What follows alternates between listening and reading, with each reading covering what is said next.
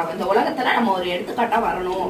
இந்த உலகத்துல எத்தனை பேரு அடிச்சு கொள்றாங்க, எத்தனை பேர் மறந்து வச்சு கொள்றாங்க, எத்தனை பேர் ஆபரேஷன் பண்றன்ற பேர்ல கொள்றாங்க. ஆபரேஷன் பண்றங்கிற பேர்ல அநாகரிகமா அந்த பிள்ளைங்களை கொண்டு போட்டிருந்தாங்க, பாத்திருப்பீங்க.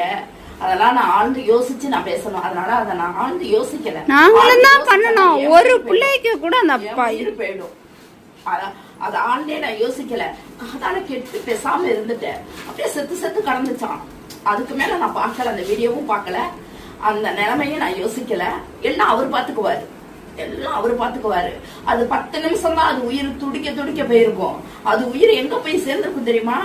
கடவுள் காலடியில போய் சேர்ந்திருக்கும்.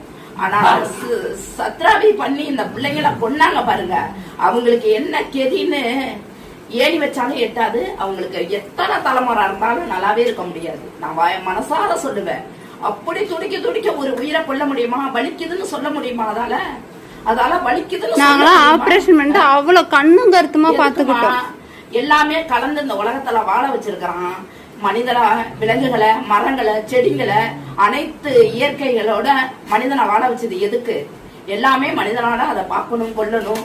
வாயில்லாத ஜீவன் எதுக்கு? அது கடவுளுக்கு சமம், தெரியுங்களா? வாய் பேசினா நம்மள மாதிரி மிருகத்துக்கு சமம். அது வாய் பேசாதனால அது கடவுளுக்கு சமம்.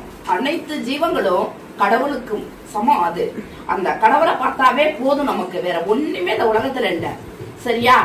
கோயில் எல்லாம் ஒரு மன திருப்திக்கு தான் கோயிலுக்கு போறது. ஆனா அந்த உயிரோட இருக்கிற ஜீவனுக்கு ஒருவேளை சோறு போட்டு பாருங்க, அது அதோட மேன்மை.